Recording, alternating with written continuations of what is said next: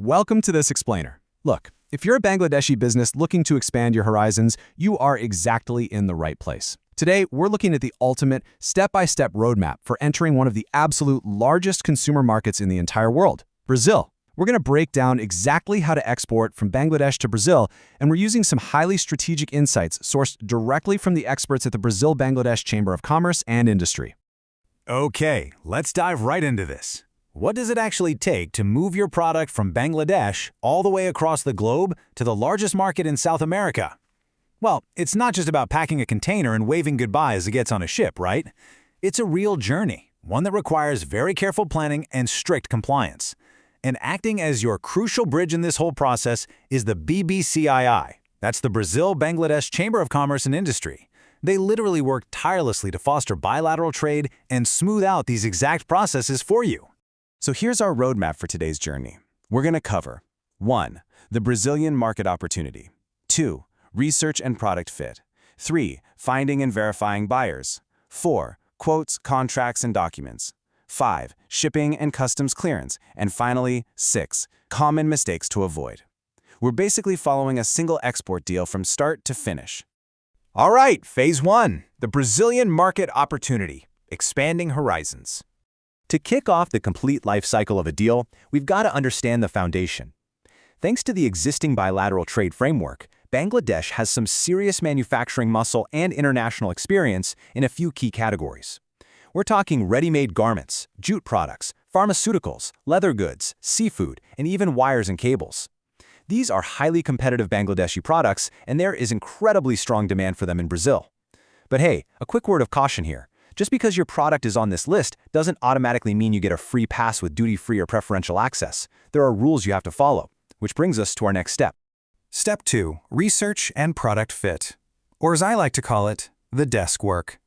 You know, a wildly successful export journey doesn't actually start at a busy shipping port, and it doesn't even start by hunting down buyers. It starts right there at your desk.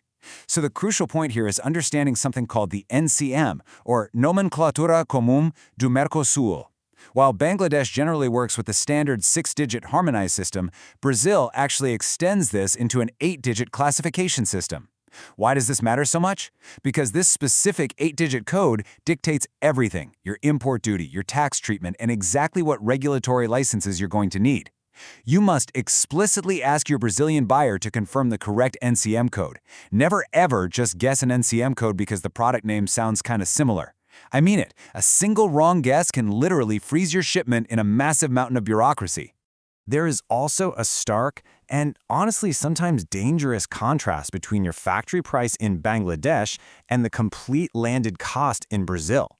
Your factory price might look incredibly attractive back home, right? But the true landed cost includes the Brazilian import duty, local taxes like the IPI, port expenses, customs brokerage, and inland transport. If you only quote your factory price, you are flying completely blind.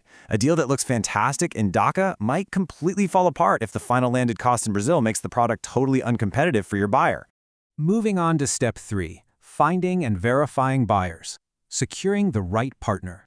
Any experienced exporter will tell you that finding a genuine, reliable Brazilian partner is often way harder than producing the actual product itself. To secure that partner, you really need a methodical approach. First, target your search.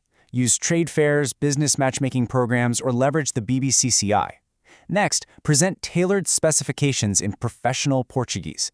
Please, whatever you do, do not just spam generic WhatsApp messages or send a massive 20-page catalog to unverified contacts. It simply never works. Finally, verify the buyer. Check their CNPJ, which is basically their legal tax ID, look at their import history, and check references. You want a genuine business partner? For sure, not a ghost. Which brings us to Section 4. Quotes, contracts, and documents. The paperwork. Because this is the most legally sensitive part of your journey, where clear communication is basically your armor protecting your investment. Choosing the correct Incoterm is absolutely vital. This dictates who pays for what and who is holding the risk. For a new exporter, you're usually looking at one of 3 main options. FOB, or free on board, means you handle the goods right up to the loading point in Bangladesh. CFR, cost and freight, means you're also paying the ocean freight all the way to Brazil. And CIF just adds insurance to that cost. Choosing the correct Incoterm up front allocates the costs and risks appropriately, so you aren't hit with any surprise bills later on.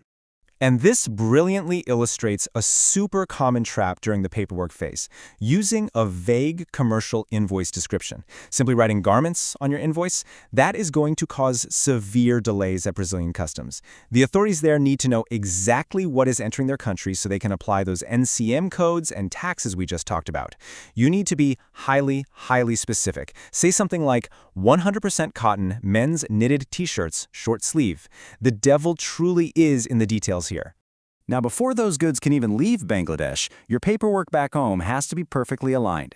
You're going to need the absolute essentials to successfully clear departure: your standard trade license and TIN, an export registration certificate, and crucially, an EXP form certified by your authorized dealer bank, alongside a certificate of origin. Don't think of these as just bureaucratic hoops. They are quite literally the required passports for your products, ensuring smooth sailing right out of the gate. All right, Section 5, Shipping and Customs Clearance. We are crossing the finish line. So, you've done the desk work, you verified the buyer, you filed the paperwork, and you guided the cargo over the ocean from Chattogram all the way to major Brazilian ports like Santos.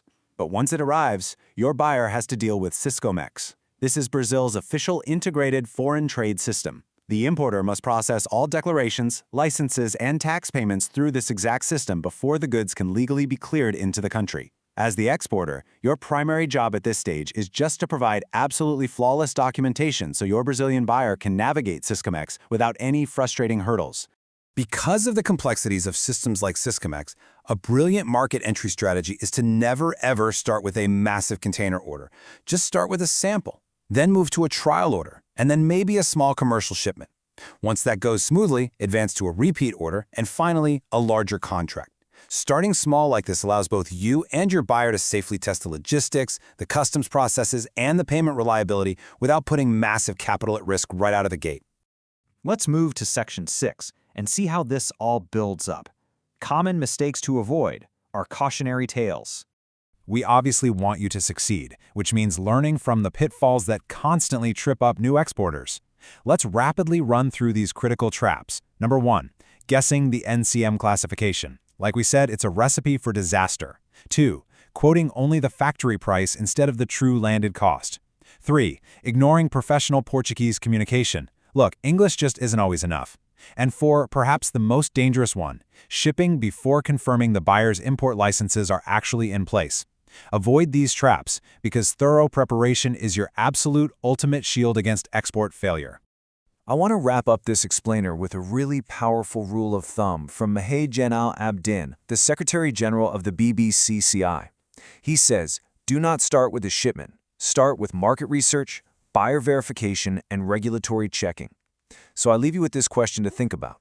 Are you ready to do the strategic desk work required to conquer South America's largest market?